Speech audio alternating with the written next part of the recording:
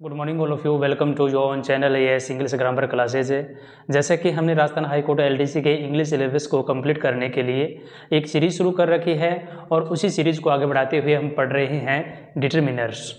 और डिटरमिनर्स का इससे पहले हम एक वीडियो डाल चुके हैं जिसमें हमने सम और any, this, that, this, those, in determiners को पढ़ा है, इन पे अच्छे से डिस्कस किया है। और मेरे को लगा कि सम और एनी में कुछ एग्जाम्पल और करवा देने चाहिए ताकि कोई कमी न रहे, तो सम और एनी के कुछ एग्जाम्पल और करेंगे। उसके बाद में हम पढ़ेंगे मच और मैनी। हाँ, तो डियर स्टूडेंट्स, हम पढ़ रहे हैं क्वांटिफायर्स और क्वांटिफायर डिटरमिनर के अंदर हम पढ़ रहे हैं सम और एनी। इस पर हम पहले भी डिस्कस कर चुके हैं और फिर से हम कुछ एग्जाम्पल इम्पोर्टेंट हैं उन पे डिस्कस करेंगे ताकि अच्छे से सम और एनी का कंसेप्ट क्लियर हो जाए। पहला सेंटेंस है, is there sugar in the bowl. क्या कटोरे में शुगर है, चीनी है? तो शुगर क्या है? अनकाउंटेबल नाउन है। तो अनकाउंटेबल नाउन से पहले सम और एनी का यूज किया जाता है, लेकिन हमें तो सम और एनी में से एक यूज करना है जो सही है। अगला सेंटेंस देखो, इससे है ना क्लियर हो जाएगा क्या वरना में। आई थिंक देयर इज, मैं सोचता हूँ कि देयर इज, कि वहाँ कुछ है। किसके बारे में बात कर रहा है? शुगर के बारे में बात कर रहा है। ठीक है, वाक्य प्रश्नवाचक है, प्रश्नवाचक वाक्य है, इसलिए क्या है, रूल के अकॉर्डिंग तो एनी का यूज करना चाहिए। ठीक है, लेकिन यह सेंटेंस अस्पष्ट है, इसको स्पष्ट करने के लिए इसका एक सहायक सेंटेंस दिया गया है। अब इस सेंटेंस को देखते हैं ना, तो इसमें क्या है, पॉजिटिव सेंस से निकलता है कि मैं सोचता हूं कि वहां है, मतलब वहां कुछ शुगर है। पॉजिटिव सेंस निकल रहा है, पॉजिटिव सेंस निकलता है तो हम भरेंगे सम यूज करेंगे। ठीक है, और नेक्स्ट सेंटेंस देखते हैं, इससे एकदम से स्पष्ट हो जाएगा। Is there sugar in the bowl, क्या कटोरे में कुछ चीनी है? आई डोंट थिंक सो, मैं ऐसा नहीं सोचता। डोंट नेगेटिव सेंटेंस आ गया है, मैं ऐसा नहीं सोचता कि कटोरे में चीनी है। देखो यहाँ पे नेगेटिव सेंस दे रहा है, इसलिए क्या आ गया, यहाँ पे एनी यूज करेंगे। कई बार क्या है, सहायक जो सेंटेंस होते हैं वो भी हमें आंसर भरने में पूरी मदद करते हैं। तो इस प्रकार के सेंटेंस आ जाए तो आपको ऐसे सॉल्व करना है। नेक्स्ट सेंटेंस है, ही denied that he had involvement in crime. देखने में क्या साधारण वाक्य दिखाई दे रहा है, लेकिन ये नेगेटिव सेंस दे रहा है। ही डिनाइड, उसने मना कर दिया, डिनाई मना कर दिया। ये तीन एग्जाम्पल हम देखें, इससे पहले इसका रूल देख लेते हैं। ये इसका रूल है नीचे वाला, नो, नॉट, नेवर। इनको आप अच्छे से जानते हो, या फिर नो से कुछ वर्ड बने होते हैं, नोबडी, नथिंग, ठीक है, नन।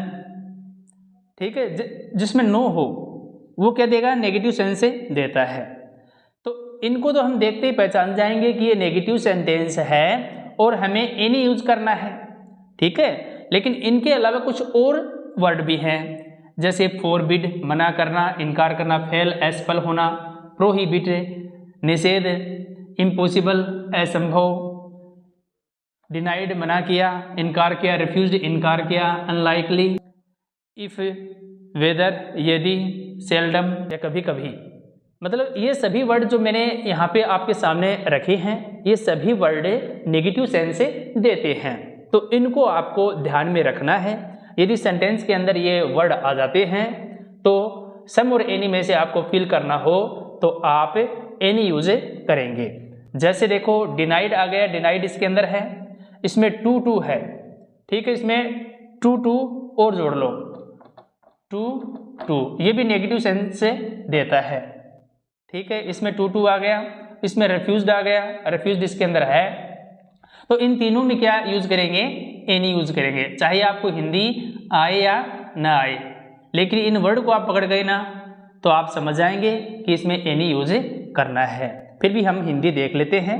ही डिनाइड दैट, उसने मना किया कि he had any involvement in crime, वह अपराध में शामिल नहीं था, या अपराध में उसकी कोई संलिप्तता नहीं थी।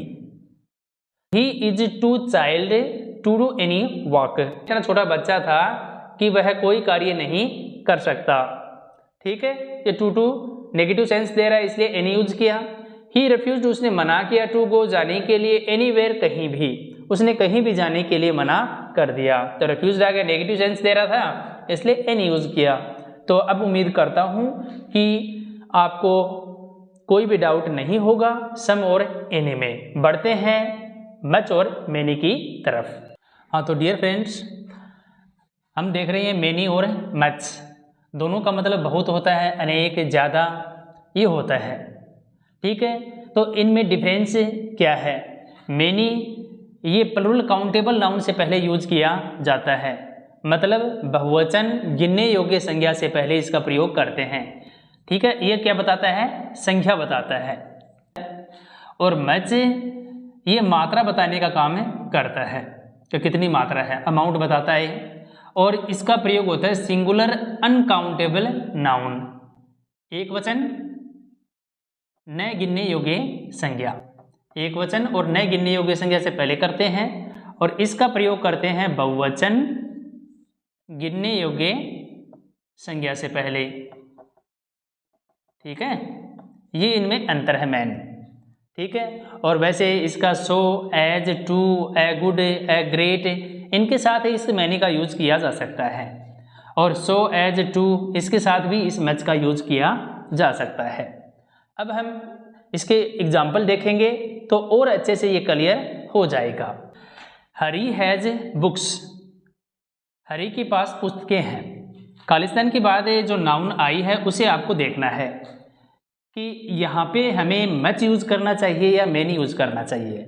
मैंने जो पहली बात बोली थी कि मैनी का यूज करते हैं संख्या बताने के लिए, और संख्या किसकी बताई जाती है? जिसकी गिनती की जा सके। प्लुरल काउंटेबल नाउन से पहले, सी का मतलब काउंटेबल और एन का मतलब संज्ञा, नाउन, तो बहुवचन संज्ञा से पहले करते हैं। बुक पुस्तक है, सिंगुलर है, और इसके बाद में एस लगा दिया तो ये प्लुरल काउंटेबल हो गया है। तो प्लुरल काउंटेबल नाउन से पहले मैनी का यूज किया जाता है। आपको हिंदी आए या ना आए, लेकिन यदि आपने नाउन को पहचानना सीख लिया कि ये काउंटेबल है या अनकाउंटेबल, तो आप डेफिनेटली मैनी और मच यूज करना सीख जाएंगे। बुक से पहले क्या आएगा? मैनी, क्योंकि हम पुस्तकों की गिनती कर सकते हैं। देखो, आपको हिंदी आए या ना आए बनानी, लेकिन आप है ना नाउन को देखिए खालिस्तान के बाद में। फ्रेंड्स मित्र है, इतना तो पता ही आपको, फ्रेंड्स मींस मित्र होता है। मित्रों की गिनती की जा सकती है या नहीं की जा सकती? डेफिनेटली की जा सकती है, हैं? मित्रों की गिनती की जा सकती है। तो इसका मतलब ये क्या, ये काउंटेबल है, गिनने योग्य संज्ञा है और बहुवचन में है, तो किसका यूज करेंगे? मैनी का। देखो, मैंने कोई हिंदी नहीं बताई सेंटेंस की। अब देखो यहाँ पे मिल्क है, साधारण सा है, रोजाना डेली यूज में लेते हैं मिल्क। मिल्क मीन्स क्या होता है? दूध। ये काउंटेबल नाउन है या uncountable? Milk is a uncountable noun, जिसकी गिनती नहीं की जा सकती। तो आपको पता है कि मैनी और मच में से किसका यूज होगा? मात्रा बताने में मच का प्रयोग करेंगे। ठीक है, इसकी गिनती नहीं कर सकते, जिसकी गिनती नहीं कर सकते वहां पे मच यूज करना है, जिसकी गिनती कर सकते हैं वहां मैनी यूज करना है। वर्क, कार्य, कार्य की हम गिनती नहीं कर सकते, वर्क। ठीक है, इसलिए मच ही यूज करेंगे, मच वर्क। हरी के पास बहुत सी पुस्तकें हैं। आई हैव मैनी फ्रेंड्स, मेरे बहुत से मित्र हैं। आई डोंट मच मिल्क, मेरे पास ज़्यादा दूध नहीं है। Much work is yet to be completed, अधिक कार्य बचा हुआ है अभी भी पूरा करने के लिए। उम्मीद करता हूँ कि आपको सम एनी और मच मैनी अच्छे से समझ में आ गया होगा। फिर भी कोई डाउट है तो आप निसंकोच मुझे कमेंट कीजिएगा, मैं आपको जरूर सॉल्यूशन बताऊंगा, उसको अच्छे से एक्सप्लेन करूंगा, आपका डाउट क्लियर करूंगा। Thanks for watching, I will meet you in next video.